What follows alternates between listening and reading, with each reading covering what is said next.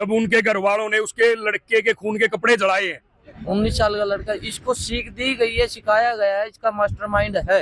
कि पिताजी भी कमेटी के अंदर थे, लेकिन घर वाले सबसे बड़े दोषी हैं जिन्होंने इस राज को छुपाया। सारे दर्शकों ने प्रियंका को हार की राम राम और फिर पहुंच रहे हैं बुडाना गांव में, जो हिसार जिले का है।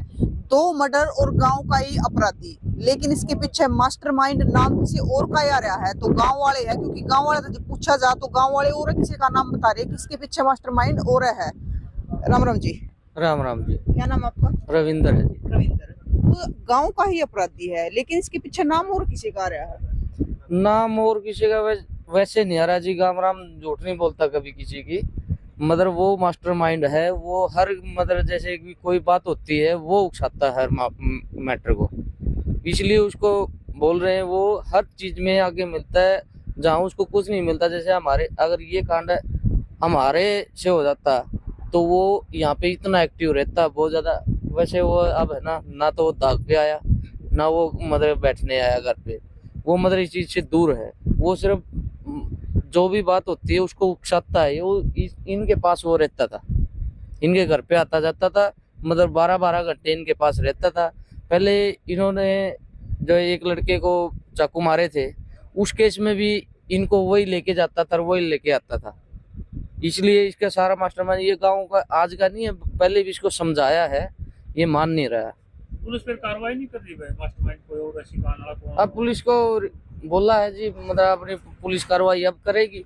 अब इसका नाम दिया है, गाँव वालों ने सबने बोल के इसको बोला है कि ये मास्टरमाइंड यही है, ये उकसाता है इनको और इनके पास ये रहता है। अब उसकी मांग कर रहे हैं कि सारी कॉल डिटेल है जो है, इसने कितना इनके साथ संपर्क रखा है, वो अभी मांग कर रहे हैं गाँव वाले। तो क्या नाम उनका? राजेश है जी। अच्छा, शादी वगैरह भी हो रही है? हाँ शादी है जी, बच्चे हैं। कुछ नहीं करता वो, सारा दिन इन्हीं कामों में रहता है। वो कोई जॉब करता नहीं, कोई दाढ़ी करता नहीं, सिर्फ एक ही काम है उसका। वो बस ये जो अगर कोई मतलब हरिजन के साथ कोई बात गलत हो गई तो उसके पास बैठ जाए। अगर वो उसकी बात में आता तो उसकी सपोर्ट करता है, अगर नहीं आता तो वो मतलब उसके पास नहीं जाता।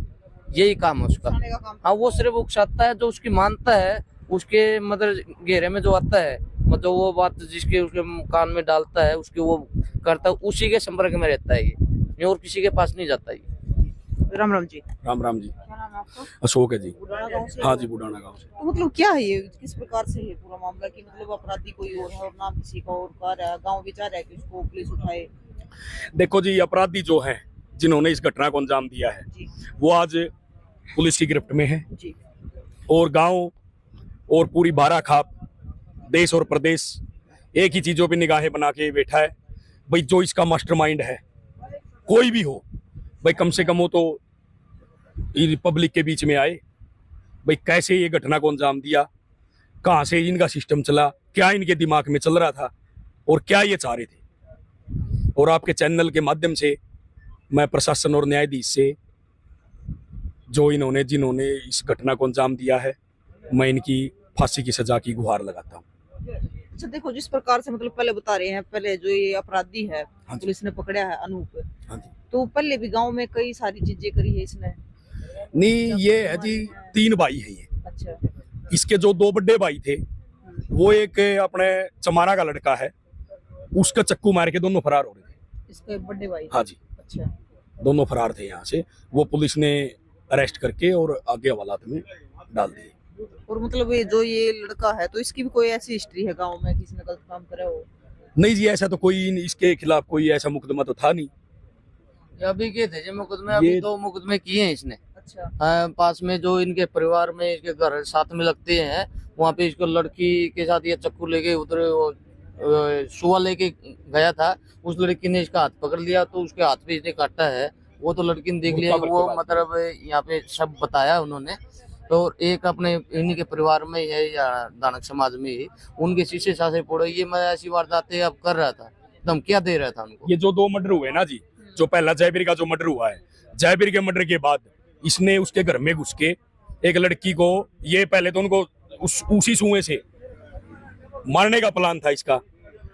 तो जब ये उस घर में घुसा तो उन लड़कियों ने पीछे से इसका सुआ तो खोस लिया, लेकिन उस एक लड़की का हाथ इसके पकड़ में आ गया और उसको यहाँ से काट लिया इसने। फिर ये यहाँ से वहां से चला गया। फिर उन्होंने जो गरीब परिवार था वो उसने 112 बुलाई, तो ये पुलिस प्रशासन के सामने भी उनको जान से मारने की धमकी दे रहा था। अच्छा, तो उसके हाँ बाद जी। प्रशासन ने कोई कार्रवाई नहीं की? नहीं, वो परिवार तो बता रहा जी हमने FIR भी दर्ज करवाई थी, लेकिन हमारी कोई सुनवाई नहीं हुई। ये चीजें कल आपके चैनल के माध्यम से और पत्रकार भाई आ रहे थे कि वो वीडियो देखी थी जी हमने यूट्यूब पे, और वो सोशल मीडिया पे वीडियो वायरल हो रही थी। जो ये राम निवास है उसके घर की जो कहानी थी भाई, उसने 112 बुलाई, फिर उसने SHO साहब के सामने थाने में जाके FIR दर्ज की, तो फिर उसके बाद उसकी कोई कार्रवाई नहीं। तो मतलब ये प्रशासन की लापरवाही है?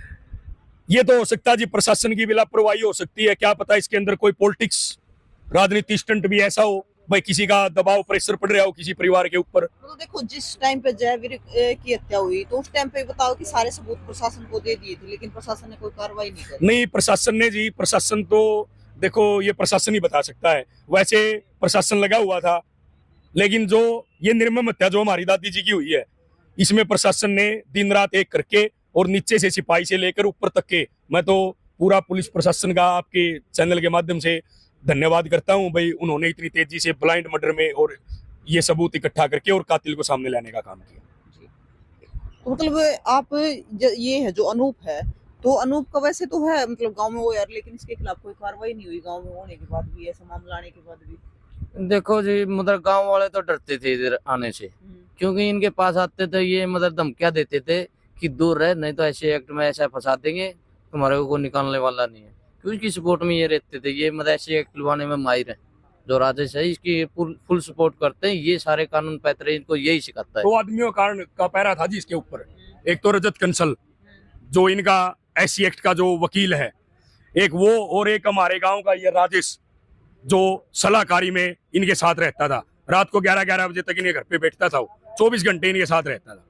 तो मैं तो आपके चैनल के माध्यम से एक बात बताना चाहता हूँ जी, अगर इसमें जैसे हमारे दादाजी बता रहे थे कल सुंदर फौजी, अगर ये भी दोषी है राजेश, तो इसकी पुलिस इन्वेस्टिगेशन करके और इसकी कॉल डिटेल रिकॉर्डिंग सब चेक करके अगर ये दोषी आता तो इसको भी पब्लिक के सामने लाने का काम करें। तो जैसे अब राजेश को उठाने की मांग कर रहे हैं कि पुलिस इस पे जांच करे, तो पूरा गांव इस चीज में साथ है? हाँ जी, पूरा गांव साथ है। पूरा गांव तो पहले भी एक ही था, अब भी एक है। बस वही है, कोई बोल नहीं रहा था, इसको समझाने की कोशिश कर रहे थे, फिर अब ये हालात ही ऐसे हो गए, बोलना पड़ रहा है। इसलिए मतलब ये मांग कर रहे, क्यों सारा माहौल इसने इतना खराब कर चुका है। ये मतलब हर बार ये आगे मिलता है ऐसे केसों में।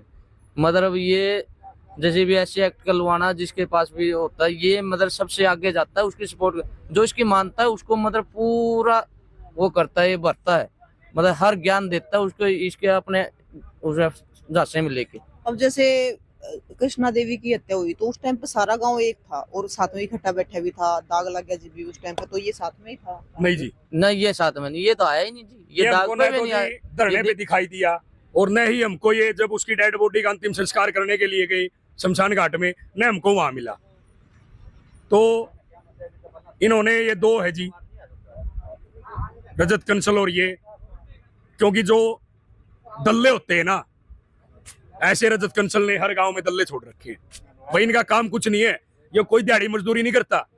2-2 गाड़ी इसके घर पे, एक जमींदार का लड़का 24 घंटे अपना हाथ काले करके खेत में काम करता है, तो वो 24 घंटे में से 18 घंटे काम करके अपना पेट पालता है अपना और अपने परिवार का, और उसके घर पे आपको मोटरसाइकिल नहीं मिलेगा, और ये कुछ भी नहीं करता, और इसके घर में 2-2 गाड़ियां खड़ी है, कहां से आती है वो? इसका काम ही ऐसा है, समाज को 2 हिस्सों में बांटने का और गांव के अंदर एक ऐसा माहौल पैदा करने का भाई, जिससे जैसे अब ये हुआ। हाँ जी, जैसे अब ये हुआ, जैसे अनूप को पकड़ा पुलिस ने, तो मुझे लगता है कि वो बिना किसी मास्टरमाइंड के इस प्रकार हत्या कर सकता था। मास्टरमाइंड तो सबका होता है जी, मतलब कोई अपनी मर्जी से कोई ऐसे नहीं करता, कोई उसको सीख देता है तभी ऐसी हरकतें करता है। मतलब ऐसा कोई इंसान है जो मतलब अपने ऐसे कोई चलते चलते कुछ भी कर देगा? 19 साल का लड़का, इसको सीख दी गई है, सिखाया गया है, इसका मास्टरमाइंड है, तभी इसने ऐसी हरकतें की। और इतने छोटी उम्र में मतलब ऐसी हरकतें करना कोई छोटी बात नहीं है, इतनी छोटी बात नहीं होती, मतलब मास्टरमाइंड तो है इसका। देखो जी, मैं तो आपको ना आपके चैनल के माध्यम से एक बात बताना चाहता हूँ भाई। गांव की जो कमेटी बनी थी, पूरा गांव इकट्ठा हुआ था, इसके पिताजी भी कमेटी के अंदर थे, लेकिन घर वाले सबसे बड़े दोषी हैं जिन्होंने इस राज को छुपाया। भाई एक बेटा कत्ल करके अपनी माँ को ये कहता कि मैंने फलाने का मर्डर कर दिया और घर वाले उस बात को छिपा रहे हैं, तो सबसे बड़े गुनहगार उसकी माँ और उसके पिताजी हैं और उसके भाई हैं। तो मतलब जो अपराधी है अनूप है, तो हाँ जी। वे भी कमेटी में शामिल थे उनके? उसके पिताजी शामिल थे जी। अच्छा।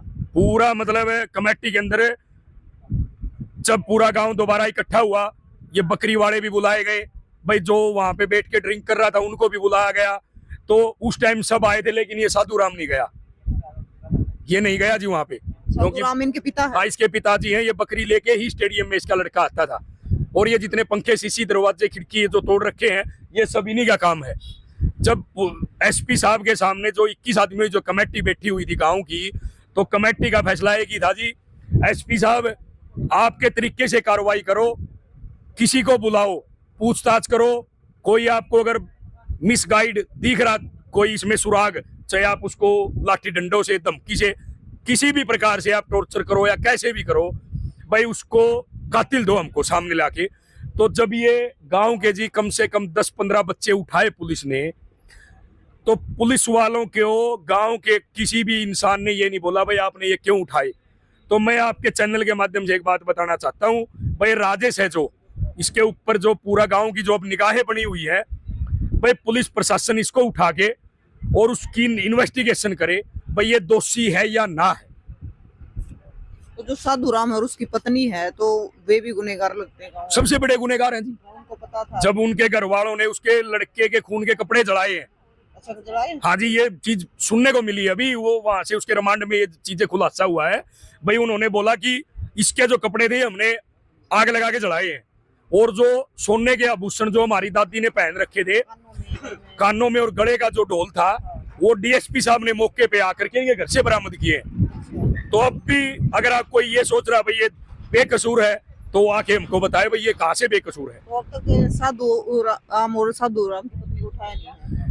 नहीं, सभी को उठा लिया जी। मेरे हिसाब से साधु की पत्नी अभी शायद घर पे है, मैंने देखी भी नहीं है, तो बहुत जल्द उसको भी उठा के और पूछताछ करके उसको भी अंदर डाल देंगे। तो भैया आपने एक कहावत तो सुनी होगी शायद, कया अगर बड़े बुढ़े की चोर ने नहीं चोर की मां न मारो। तो गांव वालों का कहना है कि माता पिता भी बराबर के हिस्सेदार है। जब उन नगर में वो चीज लाकर रख ली जो चोरी की थी, और कपड़े भी जलाए, खून तसने हुए, तो भाई बहुत सारे खुलासे अभी इस केस में बाकी है, और नई नई चीजें निकल कर सामने आ रही है।